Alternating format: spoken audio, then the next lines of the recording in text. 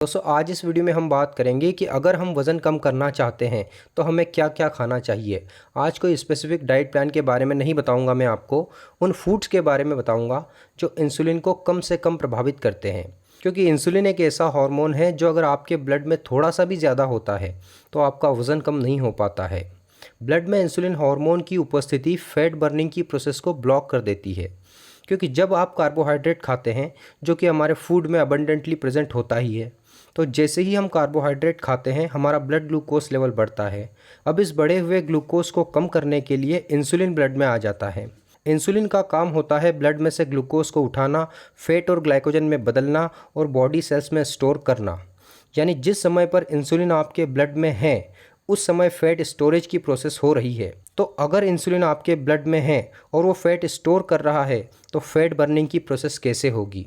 एक ही समय में दो अपोजिट काम कैसे होंगे कि एक तरफ आपका फैट स्टोर भी हो रहा है, ठीक उसी समय आपका फैट बर्न भी हो रहा है। तो जब तक ब्लड में इंसुलिन ज़्यादा रहेगा आप फैट बर्निंग तो भूल ही जाओ, आपकी बॉडी तेज़ी से फैट को स्टोर करती है।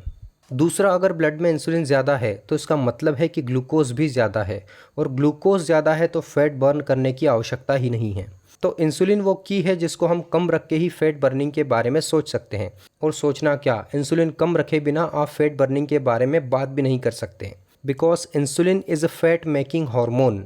सो आज हम उन्हीं फूड्स के बारे में बात करेंगे जिनको खाने से इंसुलिन कम से कम प्रभावित होता है या फिर ट्रिगर होता है। उन फूड्स के बारे में जानने से पहले मैं आपको ये क्लियर कर दूं कि मॉडरेट अमाउंट में प्रोटीन का कंजप्शन इंसुलिन को इतना ज़्यादा ट्रिगर नहीं करता है या फिर प्रभावित नहीं करता है, वरना प्रोटीन भी इंसुलिन को ट्रिगर कर सकता है।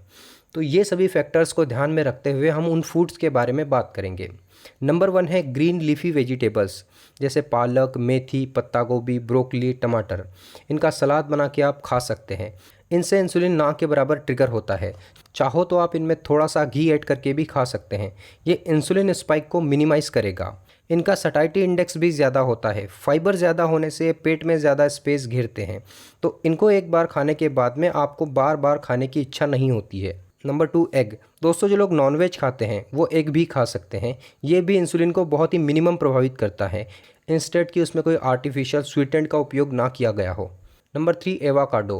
दोस्तों ये भी हेल्दी फैट और फाइबर का एक बहुत ही अच्छा सोर्स है। फैट चाहे कोई भी हो, फैट से इंसुलिन ट्रिगर नहीं होता है, सो एवाकाडो भी आप खा सकते हैं। Number 4, fatty fish. Again non vegetarian के लिए फैटी फ़िश भी एक बहुत ही अच्छा ऑप्शन है।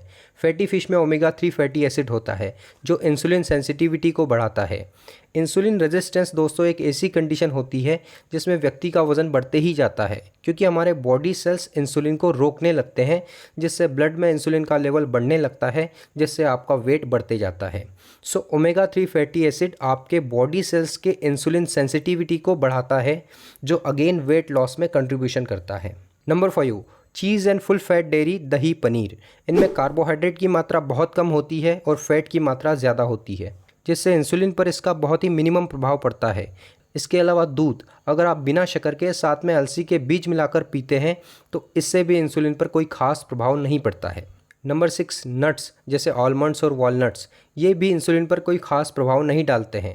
इनमें भी हेल्दी फैट और एंटीऑक्सीडेंट्स की मात्रा ज़्यादा होती है, तो इनको खाने से भी इंसुलिन पर कोई खास प्रभाव नहीं पड़ता है। नंबर 7, इसके अलावा स्ट्रॉबेरी और ब्लूबेरी। इनको भी अगर मॉडरेशन में खाया जाए तो आपका ब्लड इंसुलिन लेवल में कोई खास स्पाइक नहीं आता है, क्योंकि इनका ग्लाइसेमिक इंडेक्स और ग्लाइसेमिक लोड बहुत ही कम होता है। साथ ही फाइबर की मात्रा इनमें ज़्यादा होती है, सो मॉडरेशन में इनको खाया जा सकता है। इसके अलावा खीरा या फिर ककड़ी, जो भी आप बोलते हो, इसको आप जितना चाहे उतना खा सकते हैं। इनमें फाइबर भरपूर होता है, वाटर अमाउंट बहुत ज़्यादा होता है, कार्बोहाइड्रेट के नाम पर इसमें कुछ नहीं होता है, बिल्कुल मिनिमम अमाउंट ऑफ कार्बोहाइड्रेट इसमें होता है। सो इससे कोई भी खास प्रभाव आपके इंसुलिन स्पाइक पर नहीं पड़ता है। अब दोस्तों जितने भी फूड मैंने आपको बताए हैं उससे आपके ब्लड ग्लूकोज लेवल में बहुत ही मिनिमम प्रभाव पड़ता है, जो कि इंसुलिन स्पाइक से आपको बचाता है। अगर आप इन फूड को किसी और चीज़ के साथ में खाते हैं, एडेड शुगर मिलाकर खाते हैं, तो ये आपके इंसुलिन को प्रभावित कर सकते हैं, इंसुलिन को ट्रिगर कर सकते हैं। इसलिए ध्यान रहे, अगर आप इनको एज इट इज़ खाते हैं तो ही आप इंसुलिन स्पाइक से बच पाएंगे। अब ये फूड खाने के साथ में आपको क्या करना है कि रिफाइंड कार्बोहाइड्रेट, अल्ट्रा प्रोसेस और शुगरी फूड को खाना बिल्कुल बंद कर देना है, जैसे पिज़्ज़ा, बर्गर, पास्ता, मैगी, समोसे, कचौरी, मिठाइयाँ, केक्स, कैंडी, कोल्ड ड्रिंक्स। इन फूड्स का ग्लाइसेमिक इंडेक्स और ग्लाइसेमिक लोड बहुत ज़्यादा होता है। तो ये इंसुलिन को बहुत ही तेज़ी से बढ़ाते हैं और लंबे समय तक इंसुलिन बढ़ा रहता है, जिससे आपका वज़न भी तेज़ी से बढ़ने लगता है। दूसरा, आपको क्या करना है कि फ्रीक्वेंट ईटिंग से बचना है। दोस्तों, अगर आप सचमुच अपने वज़न को लेकर सीरियस हो तो बार बार खाना बिल्कुल बंद कर दो। आजकल ट्रेंड है बार बार खाने का। अगर आप अपनी दिनचर्या को नोटिस करोगे तो आप भी पाओगे कि आजकल हम दिन में कई कई बार खाते हैं। हर 2 घंटे में, हर 1 घंटे में कुछ न कुछ खाते रहते हैं, कुछ न कुछ पीते रहते हैं, जैसे चाय वगैरह। अब बहुत से लोग चाय को तो कुछ समझते ही नहीं हैं, दिन में 3-4 बार चाय पी लेते हैं। दोस्तों, आपको ये बात जानकर शायद हैरानी हो, एक चाय में 90 कैलोरी होती है, जो ऑलमोस्ट 2 रोटी के बराबर होती है।